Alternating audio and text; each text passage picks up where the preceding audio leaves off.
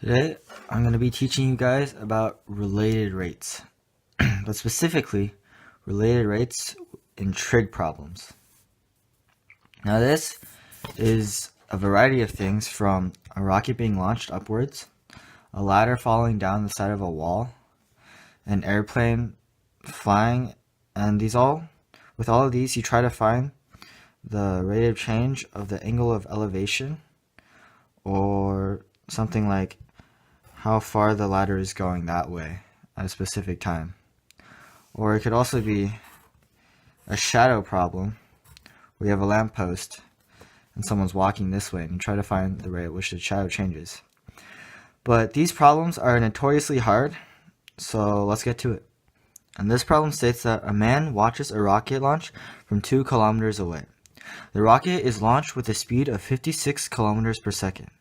How fast is the angle of elevation changing when the rocket is 4 kilometers away from the man? So, first we have to determine what we have. We have the speed of the rocket, so the change in height over time is 56 kilometers per second. We also have to identify what we want to find, and that is a change in the angle of elevation over time.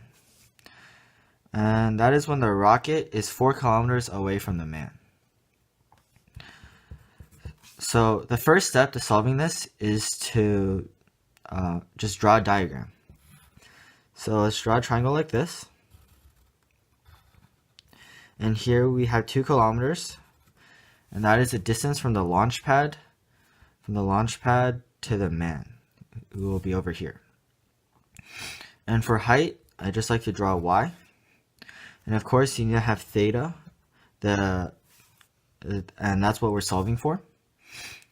And what I'd like to do next is to draw a second diagram.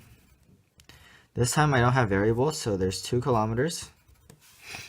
And the distance from here is 4. So the rocket's here, the man is here. This is 4 kilometers. Oops, not enough space. But that's okay. And then we solve for this side as well, because that is the height of the rocket at that time. So that would be square root of 4 squared, 16, minus 2 squared, 4. That equals square root 12, which also equals 2 square root 3. So 2 root 3 kilometers. And we also need to solve for theta. So cosine theta equals 2 over 4, also 1/2. And if you memorize the unit circle, you know theta is pi over 3. So this is pi over 3.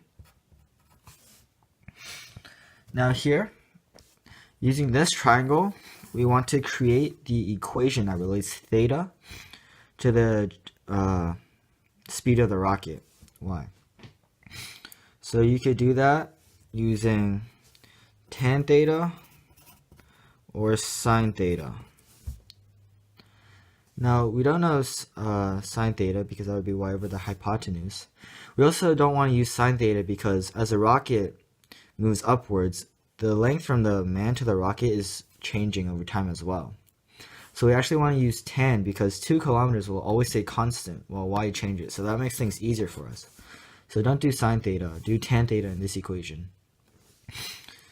So then, from there, we get tan theta equals y over, these different variables here. That's okay, h and h. So tan theta equals h over 2.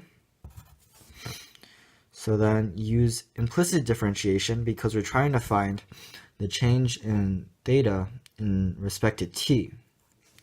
So we get secant squared theta, chain rule because it's implicit differentiation, so d theta over dt equals h over t, the derivative of that, low d high, 2 times dh over dt minus high d low, so h times 0, just 0, square the bottom, and that's 4.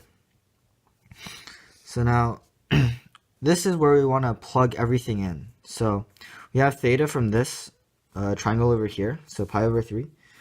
Secant squared of pi over 3 would be 4 over 2 squared times d theta over dt. And that equals 2 times 56, because that is a change in height over time, all divided by 4.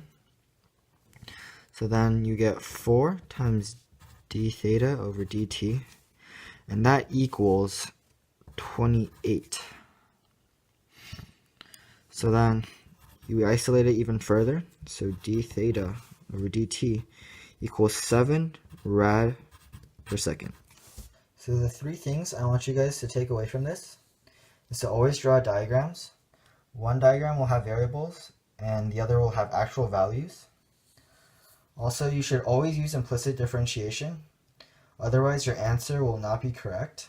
You actually won't even get to your answer. And also, always use a side that remains constant.